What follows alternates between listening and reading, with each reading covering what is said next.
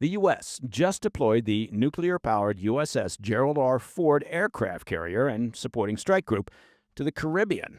It's officially part of the ongoing narcotics crackdown, but with Trump weighing strikes inside Venezuela, it could signal something far bigger. We'll break down what this deployment means.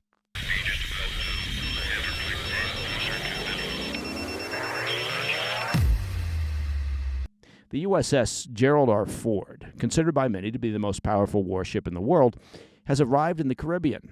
The Pentagon confirmed the deployment late Friday, describing it as part of its ongoing campaign to disrupt narcotics trafficking across the hemisphere. But the timing and the firepower, well, they tell a bigger story, perhaps. The Ford isn't just another ship, of course. It's the Navy's most advanced carrier, powered by 2 next-generation nuclear reactors and capable of launching up to 90 aircraft. Its power systems produce enough electricity to support future technologies like lasers and railguns, while its new electromagnetic catapult system allows faster and smoother aircraft launches than ever before. And now it's steaming just off the coast of South America, joining the rest of the assets that are already operating in the region. For months, Washington has been building up its presence in the Caribbean and the Pacific. The stated goal is to stop narco boats smuggling cocaine and fentanyl precursors and other narcotics through the hemisphere. But sending the Gerald R. Ford, complete with its full strike group, marks a significant escalation.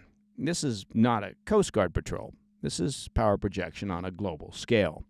In a statement released Friday night, the Pentagon said the deployment, quote, enhances our ability to detect, monitor, and interdict illicit activity that threatens the security of the U.S. and our regional partners, end quote. But even inside Washington, that phrasing raised eyebrows, because if this mission is purely about drug smuggling, why send a carrier that can project force hundreds of miles inland? Which brings up the second piece of the story. Because as the Ford sails south, President Trump is continuing to weigh a much bigger step in this campaign. According to multiple U.S. officials who spoke with CNN, the president is considering strikes on land, specifically against cocaine processing facilities and trafficking routes inside Venezuela. No decision has been made yet, but senior defense planners have been tasked with drawing up options. Those could include precision airstrikes or special operations raids targeting labs and stockpiles or key logistics hubs used by Venezuelan cartels and their allies. Sources told CNN that the president has grown increasingly frustrated with what he views as Venezuela's, quote, complicity in fueling the U.S. drug crisis. His argument, if the cartels use Venezuelan soil as a safe haven, then striking them there is an act of self-defense. Venezuelan President Nicolas Maduro lashed out again this weekend. He does a lot of lashing, accusing the United States of, quote, fabricating a new war. He said the deployment of the Gerald R. Ford proved Washington's imperialist intentions and vowed that Venezuela would defend itself by every means necessary. Speaking on state television, Maduro claimed the U.S. was using the war on drugs as a pretext for regime change. He said, quote, they want to create an excuse for aggression, an excuse to invade Venezuela, just as they've done to others. Now, Maduro often uses this kind of rhetoric to rally his base, but this time, there's no denying the optics. A 100,000-ton nuclear-powered aircraft carrier parked near your coastline does tend to send a message. Regional analysts say the move puts both governments in a high-stakes game of signaling. For Washington, it demonstrates capability and resolve. For Caracas, it's a rallying cry against foreign interference. Privately, defense officials acknowledge that the carrier's presence also gives the U.S. flexibility. Should the president authorize land strikes, the Ford and its air wing could provide surveillance, logistics, and, if necessary, combat support in minutes, not hours. As one retired Navy admiral put it, you don't move the Gerald R. Ford just to chase go-fast boats, end quote. Meanwhile, intelligence sources continue to report that several Venezuelan state-run security units have been co-opted by criminal networks. Shocking. The Treasury Department has sanctioned multiple officials tied to drug trafficking operations, and U.S. Southern Command has documented shipments moving directly from Venezuelan ports to Central America and West Africa. All of that reinforces the administration's argument that Venezuela has become a hub in the hemisphere's narcotics trade, and that the U.S. has every right to act. But the political cost could be steep. Any American strikes inside Venezuelan territory would almost certainly draw condemnation from regional blocs like the Organization of American States, the OAS, not to mention Russia and China, both of which maintain economic and security ties to Caracas. China, in particular, has been busy over the years working to get control over the country's vast energy and mineral resources. So, their condemnation, of course, would be self-serving. Coming up next, President Trump kicks off his Asia tour with progress on trade talks, while Russia test-fires a new nuclear-powered cruise missile that Putin claims can outsmart any defense system. We'll have those stories after the break. Hey, Mike Baker here. Let me take just a moment to talk about your personal finances. Now, I suspect that you've noticed the cost of everything is frankly still too high, and many folks have been relying on credit cards to cover the essentials. If that debt is piling up for you, well, you're not alone. Listen to this. Americans collectively owe over $1 trillion in credit card debt. So you might have already considered reaching out to my friends at American Financing, but perhaps you hesitated because you didn't want to give up your low mortgage rate. Well, there's good news. The American Financing has created what they're calling the Smart Equity Loan.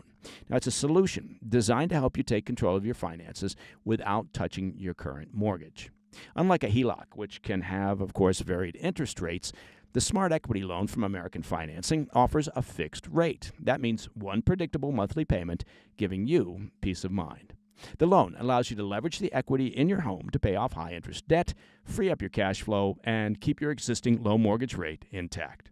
It only takes 10 minutes to get started, with no upfront or hidden fees, and that's very important.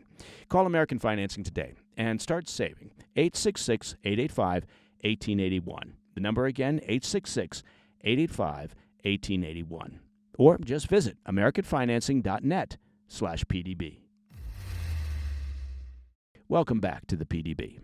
It's been an eventful start to President Trump's Asia diplomacy tour, with Washington and Beijing suddenly finding common ground in what's been an otherwise turbulent trade war.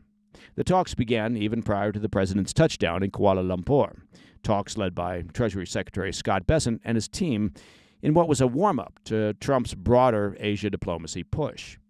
Chinese state media said negotiators from both Washington and Beijing reached a so-called, quote, basic consensus on how to address their, quote, respective concerns.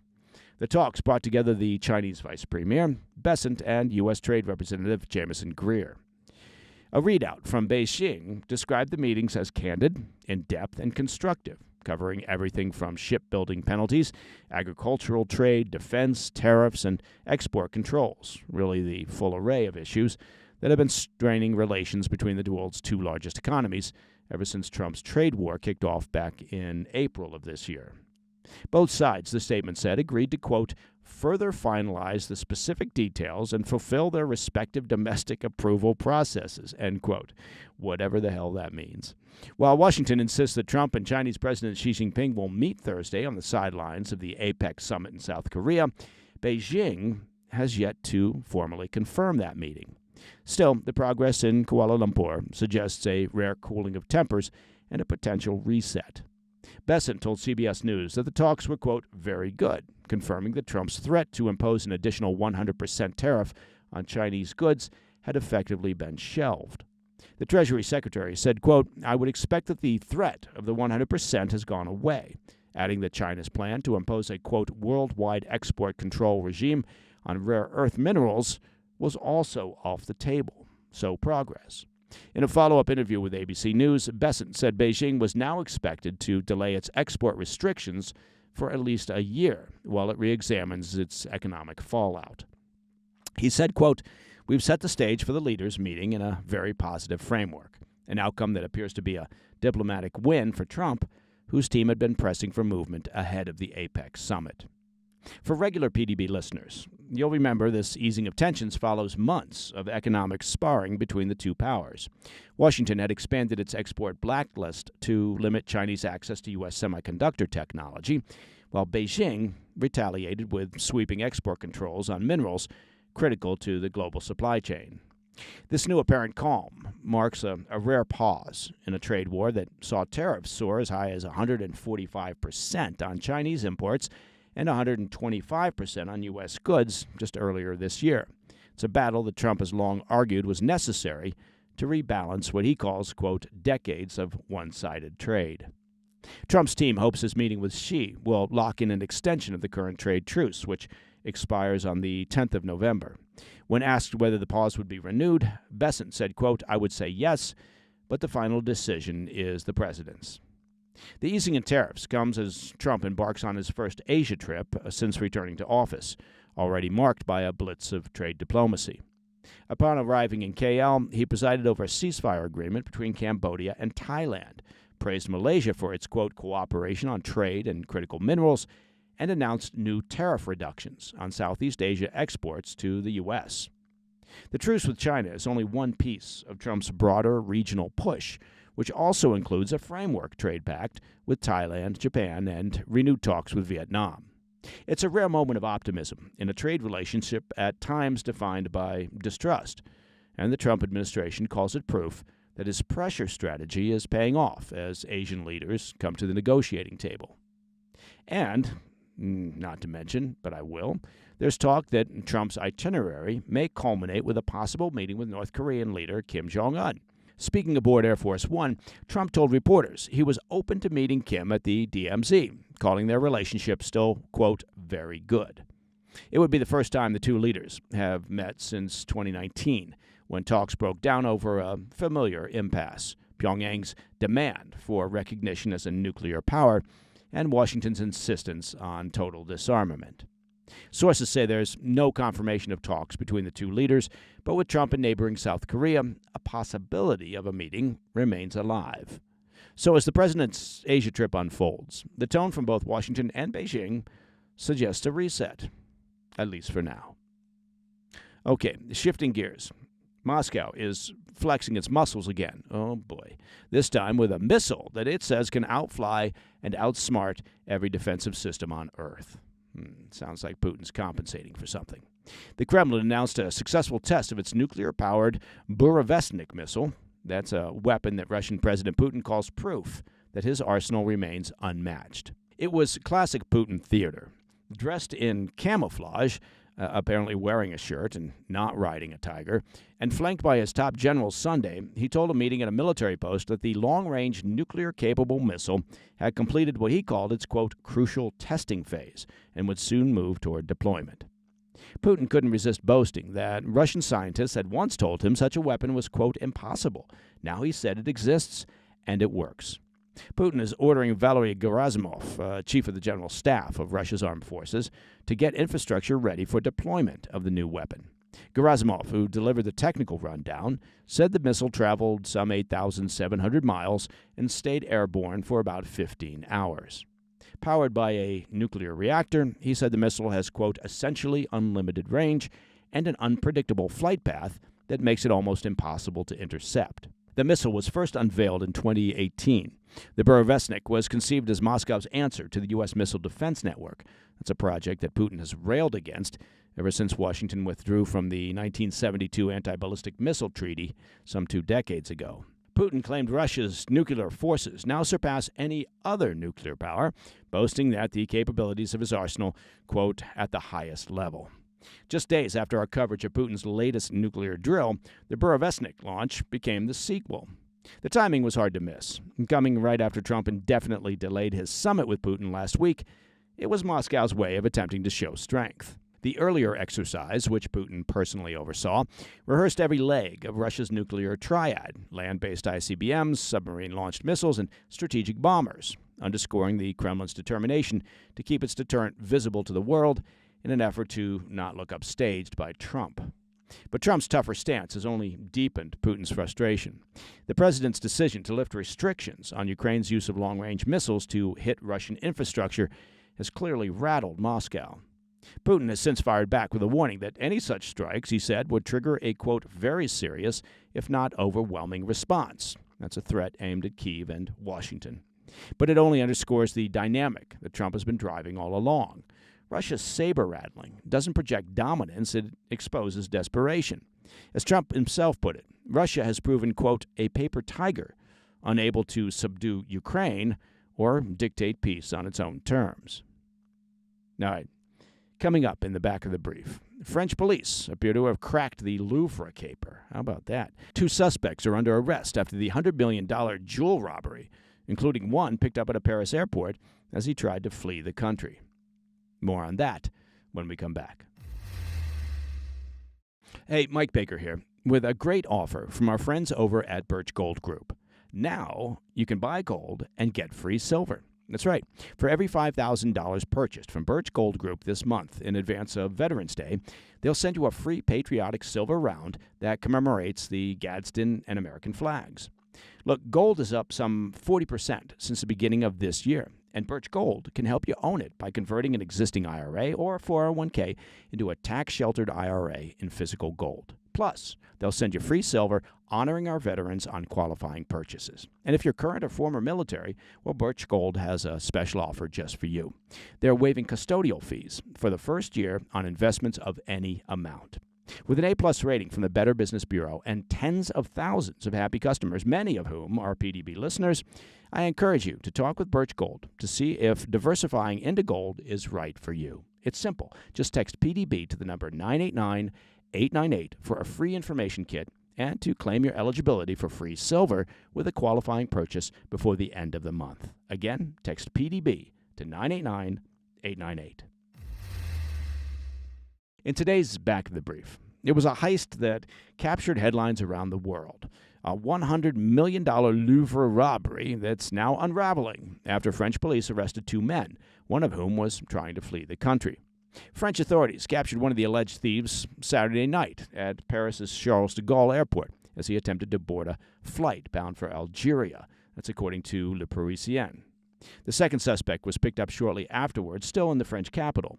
They're being held on charges of, quote, organized gang robbery and criminal conspiracy. Both men from a northern Paris suburb are in their 30s and are previously known to police for past robberies. And you would have to imagine that if one of the suspects was trying to flee to Algeria, perhaps he had some ties to the region. The 2 suspects can be detained for up to 96 hours without formal charges as the investigation unfolds. 2 other members of the 4-man crew remain at large, and police have yet to recover the stolen jewelry. So, you ask, in case you weren't aware of this, what happened? Well, the break-in itself could have been lifted from a script, although it wasn't so sophisticated as a let's go with Ocean's 11, as more of a brute force break-in. Dressed in yellow vests and motorcycle helmets, the thieves rolled up to the Louvre with a cherry picker, scaled the museum's Apollo Gallery, which is home to France's crown jewels, and went to work. Museum visitors watched in disbelief as the men smashed glass displays with chainsaws, I told you it wasn't that sophisticated, scooped up priceless artifacts, and left in under 4 minutes. The gang made off with 8 royal pieces, some of which were Queen Marie Amélie's sapphire tiara, Queen Hortense's necklace and a single earring, and Empress Eugenie's diamond crown and brooch. Not the brooch, yes, the brooch. One artifact, Eugenie's emerald-set imperial crown, adorned with more than 1,300 diamonds, that's a lot of diamonds, was later found outside of the museum, damaged but recoverable. Apparently, the numpties dropped it on their way out. According to Le Parisien, investigators believe the heist was carried out, quote, on commission, likely for a private collector. Police say the crew descended from the Louvre's facade in the same cherry picker that they used to enter and then fled on 2 scooters. Yeah, not exactly the big car chase from the Italian Job. All right, inside, forensic teams recovered nearly 150 DNA traces, fingerprints, and hair samples, and those are currently, of course, still under forensic analysis. Museum and government officials later moved what remained of the collection to a secure Bank of France vault. There's a good idea. A forthcoming report by France's Court of Auditors is expected to criticize the Louvre's security lapses, you think?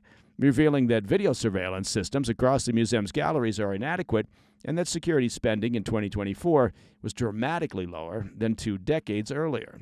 But with 2 suspects still on the run and the jewels still missing, well, of course, the investigation continues. We'll keep an eye on it. And that, my friends, is the President's Daily Brief for Monday, the 27th of October. Now, I hope you had a chance over the weekend to catch our latest episode of the PDB Situation Report. That's our extended weekend show with great guests and insight and in-depth conversations about key issues around the world. You can find it and past episodes on our YouTube channel. Just go to YouTube and search at President's Daily Brief. And while you're there, if you get a chance, please go ahead and subscribe. I'm Mike Baker, and I'll be back later today with the PDB Afternoon Bulletin. Until then, stay informed, stay safe, stay cool. Hey, thanks for tuning in. If you enjoyed this video, don't forget to hit that like button and leave a comment, a really positive, nice, and kind comment. That would be appreciated. And if you're not already subscribed to our channel, make sure to subscribe and turn on notifications so you don't miss any of our daily updates.